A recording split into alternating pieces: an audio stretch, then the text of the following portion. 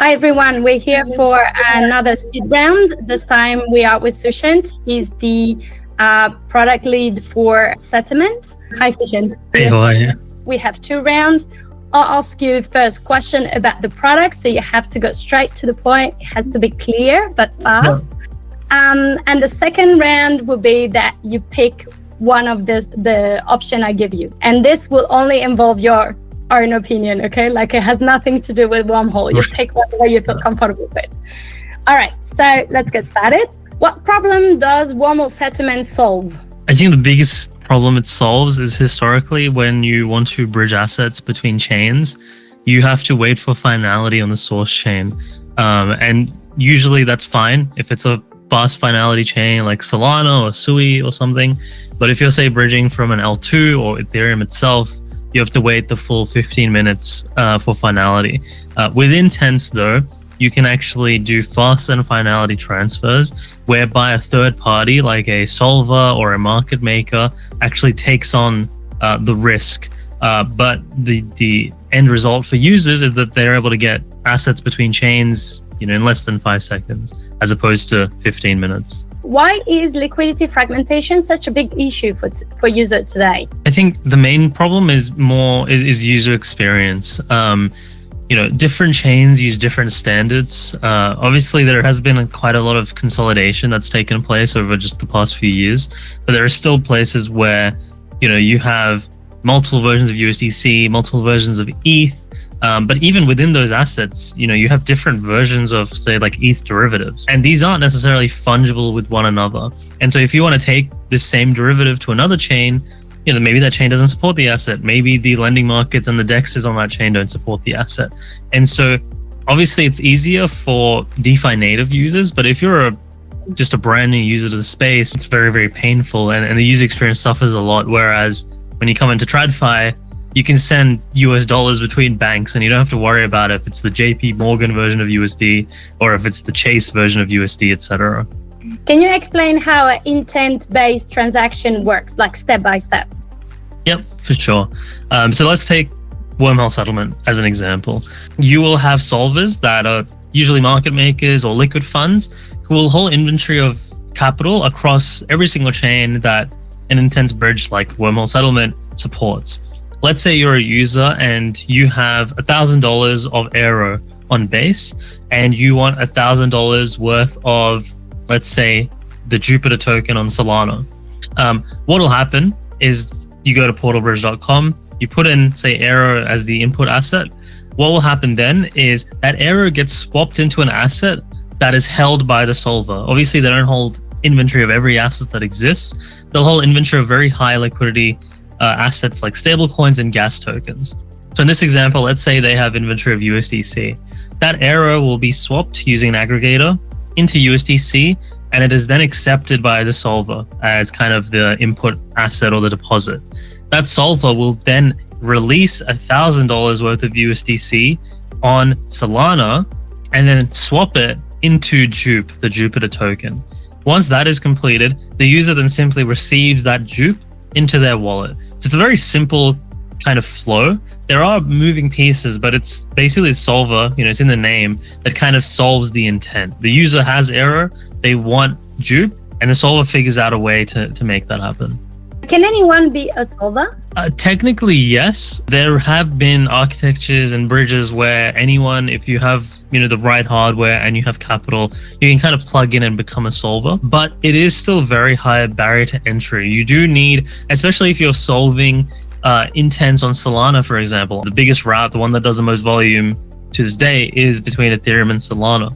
And if you want to, say, become a solver on Solana, not only do you have to figure out how to become a solver, you need to figure out very baseline things like how do you land transactions on Solana? How do you make sure your transactions are included in the block and things like that? So theoretically, on paper, anyone can become a solver, but most of the time it is whitelisted and usually reserved for teams that have a lot of experience in the industry, teams like RockOAX, Toka Labs, so on and so forth, where it's kind of like their core business to do solving. And you also need a lot of liquidity, obviously, to hold the inventory, right? So exactly right. Not cheap to be a solver.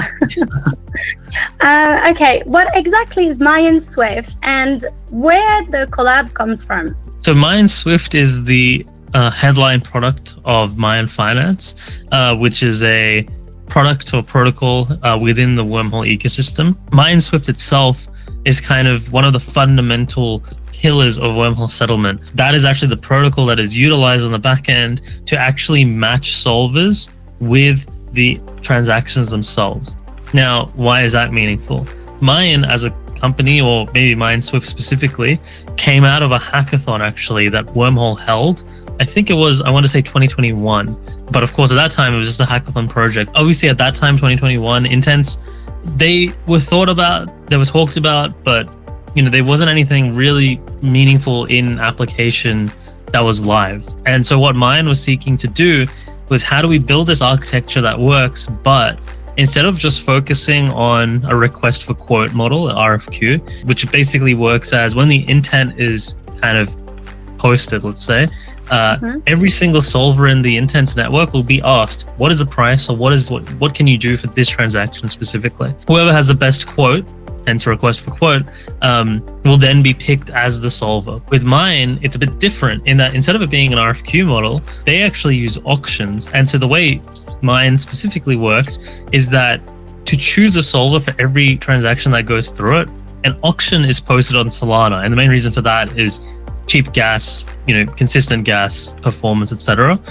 This auction will be posted on Solana. Solvers that are within the Mayan kind of network will be able to see every intent transaction posted there and then bid on it.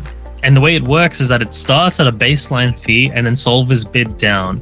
And the idea behind this is that with RFQ, solvers can kind of quote anything. And so they can kind of almost, become a cabal of sorts and just, force prices to be a certain way. And oftentimes RFQ quoting is more expensive. With an auction, however, because it's completely permissionless, anyone can look at them, the solvers actually have to compete. And this competition drives the price down, which is actually better for the user because then they get higher, far less slippage and just higher output. To answer your question in kind of a TLDR, Mayan Swift is an intents protocol that uses auctions for price discovery, as well as choosing the solver to fulfill the intent. Okay, which chains are today supported for making a swap with settlement?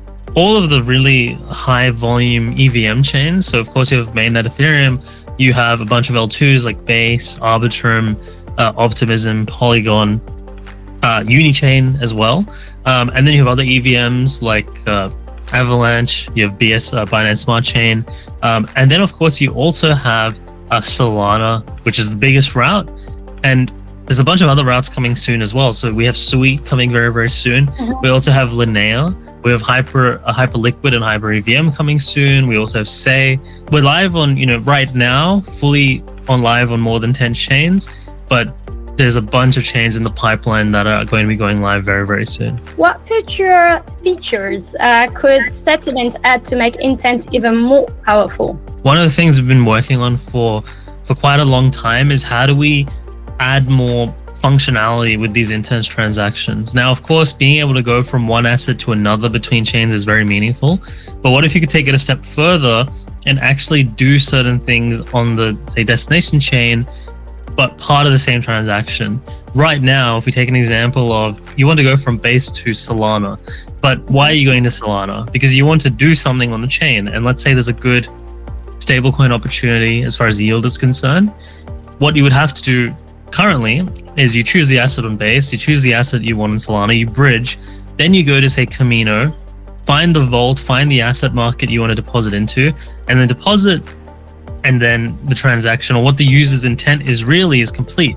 But you'll see that the intents bridge only fulfilled half of that intent, which is actually the asset that the user wants on the destination chain. What if we could have a swap plus an action whereby, let's say you go on the front end of that lending market on Solana, that market only accepts USDC, but you can theoretically deposit any asset into that vault. But what's happening on the back end, we can actually batch a deposit into that market alongside it. So from the user's perspective, they're doing, an asset on Base to a deposited asset into a lending market on Solana in a single transaction.